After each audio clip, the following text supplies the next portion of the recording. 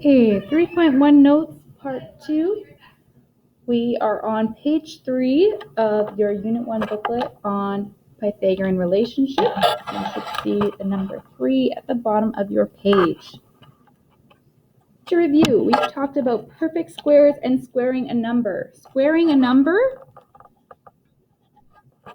means to times the number by itself, s times s. So side length squared will give us area of a square. So we times the number by itself. So 5 squared is equal to 5 times 5, which equals 25. A number times itself that is a whole number will give us a perfect square. Perfect. Okay, now you're copying along the notes. You can pause it any time to make sure you have everything on your page that I have. Determining the square root of a perfect square. So a number times itself will give us a perfect square. Now, if we have the perfect square, we have to find the square root. What number times itself gives us 25? I've just done it up here. The square root of 25 equals 5 because 5 times 5 equals 25. So perfect square will give us the bigger number. The square root will give us the smaller number. What times what equals that perfect square? The square root of 64, we can check back on our last page. Is 64 a perfect square? It is. What's the square root? What times what is 64? 8 times 8. Number times itself. 8 times 8 equals 64. 121 is equal to 11 times 11 will give us 121. I should say 11, sorry. Square root of 121 is 11. And 4 over 25, this time we have to find the square root of the numerator and the denominator. If I look back, 4 is a perfect square, and the number times itself is 2. My square root is 2. 25 is a perfect square, and the number times itself is 5. So my square root is 2 over 5. Okay, example 2. What is the side length of a square with an area of 49 centimeters square? Draw that square. So I have a square. The area is 49 centimeters squared. I need to find the side length.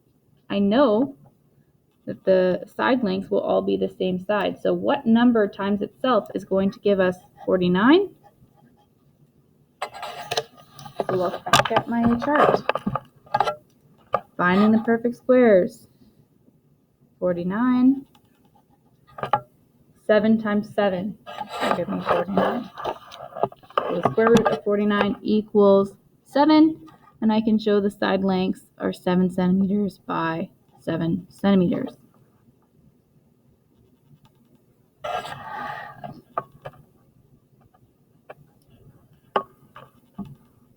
Okay, so that is how to find the square root and a perfect square. To square a number, you times it by yourself, like up here. To find the square root, you're finding out what number times itself would equal 25. Okay, something we've done in the past is those factor trees, where we'll have something like the number 36, and we'll break it down to see what two numbers can multiply together to equal 36. We are going to use prime factorization. So a prime number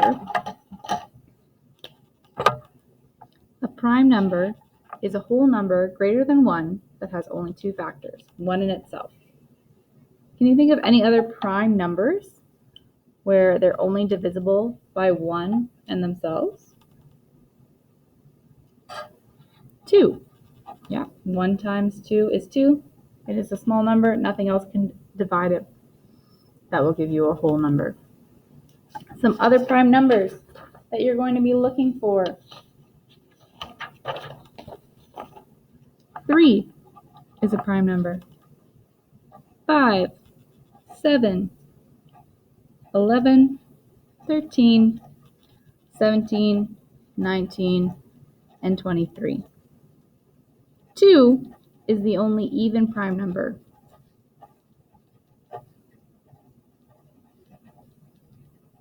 For more review on prime numbers, please check out my YouTube channel and check out YouTube for the prime number video.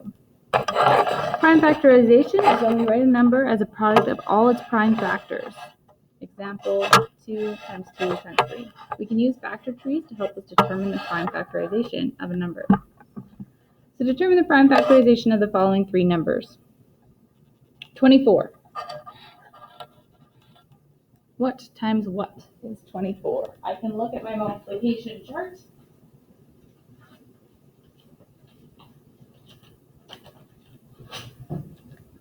See if I can find 24 in the middle of my chart here. 24. What 2 numbers multiplied together equal 24? 6 times 4. 6 times 4 gives me 24. What other factors of 6 and 4 are there? 6 and 4 are not prime numbers. They can be divisible by smaller numbers. So 6 is divisible by, if I look at my multiplication chart, find the 6. 3 times 2 equals 6.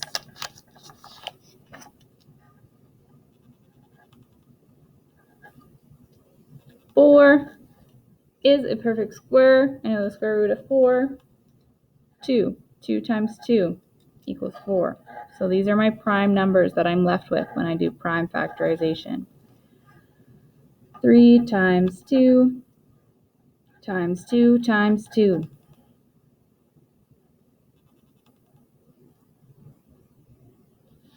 81 is a perfect square. If I look at my multiplication chart here, I've highlighted all the perfect squares up to 100. 81 can be multiplied by what number by its times itself? 9 times 9. 9 is not a prime number. It can be divisible. It can be divided by other factors. So what other numbers times together will equal 9? If I look at my chart, 9 is a perfect square. So 3 times 3 will give you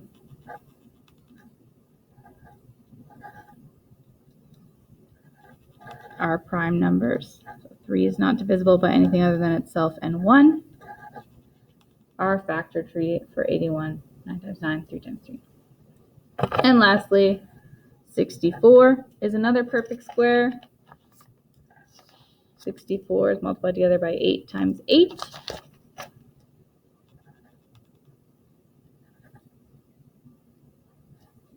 Now your task is to finish the prime factorization so that it only has prime numbers like the ones listed above here. Finish that and then check out the 3.1 squares and square roots video on my YouTube channel, as well as the prime number video.